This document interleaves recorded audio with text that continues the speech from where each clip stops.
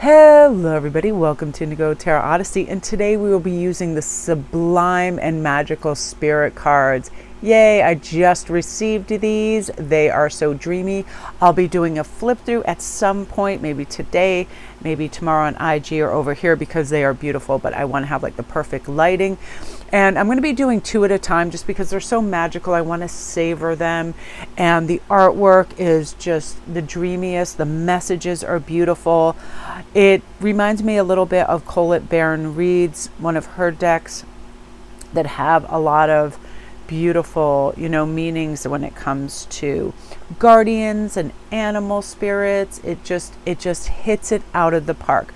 So let's start with this Raven spirit. Now this is speaking of synchronicities and magic and rebirth, and what better time than right now, right before Christmas, and this beautiful season of giving and love and family.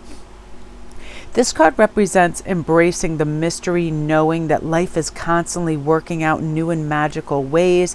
I really feel like the message with this card is to pay very close attention to the synchronicities that are showing up in your life. Raven Spirit is leaving you subtle and sometimes not so subtle signs and clues all along the way. So if you're figuratively at a crossroads or feeling confused or just curious about which way to go, Raven Spirit will definitely be there to guide you. One choice will always have more magic and mystery than the other, and invariably more magic and synchronicities will continue to unfold in your life if you choose that way.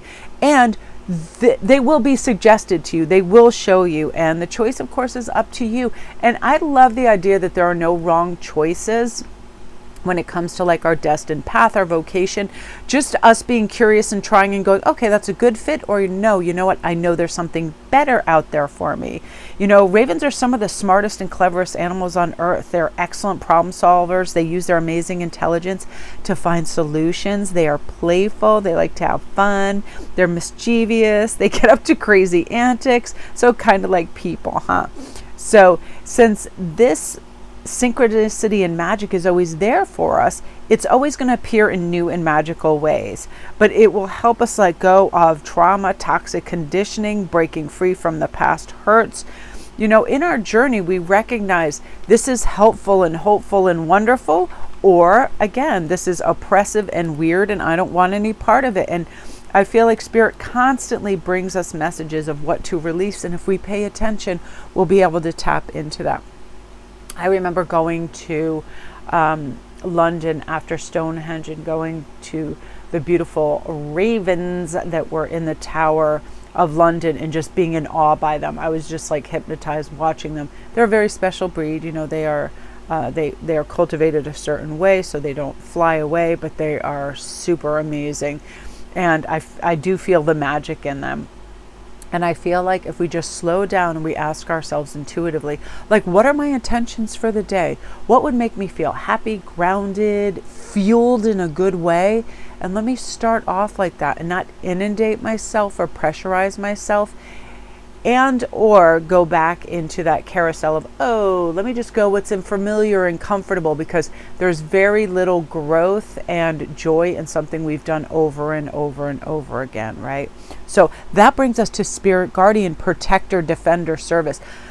Love this so much because in the book, it says, I am the pulse of greater understanding, a guide that serves all creation, the guardian of protection itself. As I breathe and know my connection through the animals, sky, sea, and wind, I stand for reverence for all that lives. You are protected and also here to protect. You are loved and also here to love. So find your center and live with intention. I am calling you forth to a higher dimension of service. Love that sentiment. I feel like so magical. It really speaks to my heart and soul, because I do believe this. We can protect and feel protected. We can love and feel loved, all of these things. It's the masculine in the sacred role as protector and defender of life in all its diversity. He feels and understands that all beings are part of a sacred whole and knows that we are designed to be in harmony, in symbiosis with one another, from the largest to the smallest, to humans, animals, plants, and natural elements. From the awareness of this connection, we have deep respect and a powerful desire to protect, right? Don't you sometimes get sad if you see like a big, beautiful sunflower and the stalk is broken and you know its days are numbered? Like, I feel a connection to that. I also feel a connection when one of my cats leaves me an entire bird and or mouse on the doorstep as, you know, what they believe to be a treat for me. I feel the loss of that. In fact, my father's ashes are under this Japanese maple in my yard. Literally has an entire graveyard of all these animals that have been offered to me by my cats. So I literally have a pet cemetery. So on Christmas they will all rise up and sing songs and run around, and the mice will decorate the Christmas tree.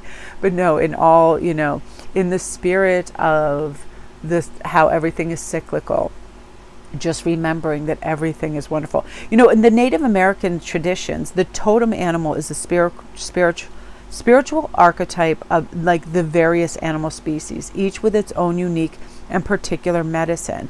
And in their role as spiritual protectors, guides between the natural and spirit worlds, totem animals have attributes and wisdom that help us live and really maintain the sacred balance in our world. And in this tradition, each person is connected with 9 different animals that will accompany him through his life, acting as guides and helpers. And I love this painting. I definitely feel a kinship to deer, to elephants, to bears, definitely to large cats, dolphins, all owls for sure. So maybe write down, what animals do you feel kindreds to? And like, what animals do you attract sometimes when you're in nature? Man, I feel like I must have been a bird in my past life, because I got every species of bird around me all the time. And I love Merlin, my little magic crow that comes to visit me. And then the bird sanctuary is only like a few sidewalks down the street. I see him over there cawing away. And it's just that magical, expansive thinking that there are protectors in many forms out there for us, which I love. So this whole thing is about recognizing your importance and place in connection with all of life. And when you feel your connection with the natural world, it really awakens a sincere desire to protect it. You know, everything. You see people, we have all these wonderful people out there protecting and cleaning our oceans and our water. People that are just, they're stopping excessive building on beautiful landmarks. My next bucket list, nothing is going to stop me to go to Yosemite and to go out west and visit some of the things out there. I remember years ago going to the Grand Canyon and just being speechless for hours, just in awe of the utter amazement of the natural beauty that was there. So I feel like a new cycle of gratitude and service is coming for you, and it's going to activate a higher vibration in you and everything that you come in contact with. And as you move through your day and you're guided to places and situations where your unique help is also needed. I feel like that. I feel like I do see my timing is weirdly bizarre with having stuff with me that will help other people. Weird. I don't care if it's crystal stones, extra food, a Gatorade bottle, a ride, whatever it is. It's suggested to me, and I kind of just go in that universal flow and show up. You know, your presence makes a difference in this world more than you know. So remember and hold that in. And again, you guys, I am so excited throughout this week and month to be able to use these cards and the beautiful messages within them. And I'll do a flip through, I think, for tomorrow's read, because I'm really excited. I want to set it up and just make it a really nice, beautiful experience with crystals and everything else. So again, you guys, thank you so much for tuning in and all your beautiful comments. And, you know, let's get ourselves out there and look for the magic and just really get involved in beautiful moments and take our time, breathe deeply and smile and be aware of the fact that we're all gorgeous, energetic beings, and everything. Our soul reads energy. So think of the energy you're also putting out and read that energetically, so you can be avoidant of stressors and you can be drawn towards things of beauty and in the natural world and things that are restful and soothing, because that's certainly what we need this time of year as well. So love and light.